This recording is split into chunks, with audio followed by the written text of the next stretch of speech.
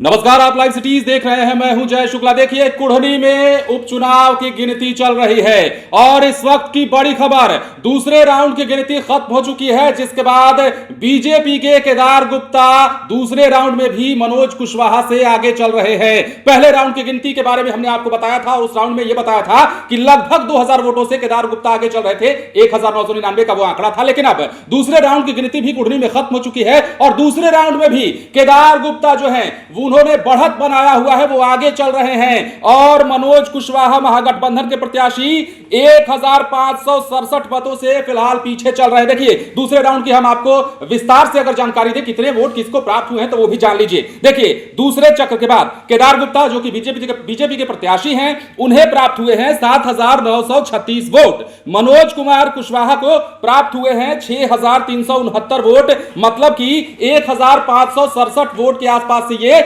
पीछे चल रहे हैं मनोज कुशवाहा केदार गुप्ता से। दूसरे राउंड की गिनती की हम बात कर रहे हैं। यहां पर बीजेपी को 7936 वोट मिले हैं, जेडीयू को 6369। वीआईपी की बात कर लेते हैं, मुकेश सहनी की पार्टी की बात कर लेते हैं, जिन्होंने कल से ही शुद्ध घी के लड्डू बनवाने शुरू कर दिए थे। इनके प्रत्याशी को, यानी कि जो नीलाभ कुमार है, इन्हें वोट मिले हैं दूसरे राउंड की गिनती के बाद 416।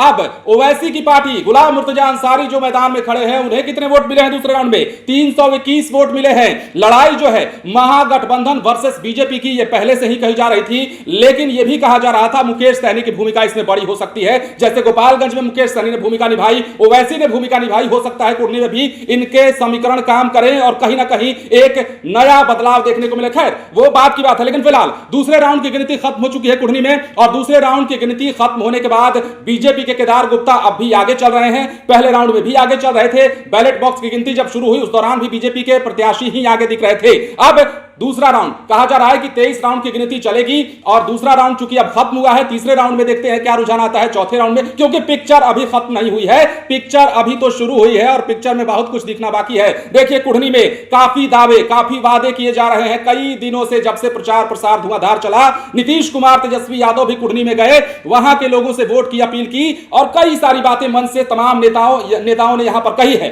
खैर, दावे भी किए जा रहे थे और यह कहा जा रहा था, हालांकि चुनाव जब भी होते हैं, उपचुनाव की ये बात हो रही है, तो जितने भी प्रत्याशी होते हैं, जितने भी पार्टियां होती हैं, अगर अपने प्रत्याशी को वहां से उतारा है तो वो देखिए, जब तक नतीजे नहीं आ जाते हैं तब तक हर कोई ये कहता है कि हम जीत रहे हैं। लेकिन अब आज जो है नतीजों का दिन है और आज ये सब कुछ साफ हो जाएगा कुछ घंटों में कि जनता ने किसे प्यार दिया है, कुढ़नी की जनता ने किस पर भरोसा जताया है।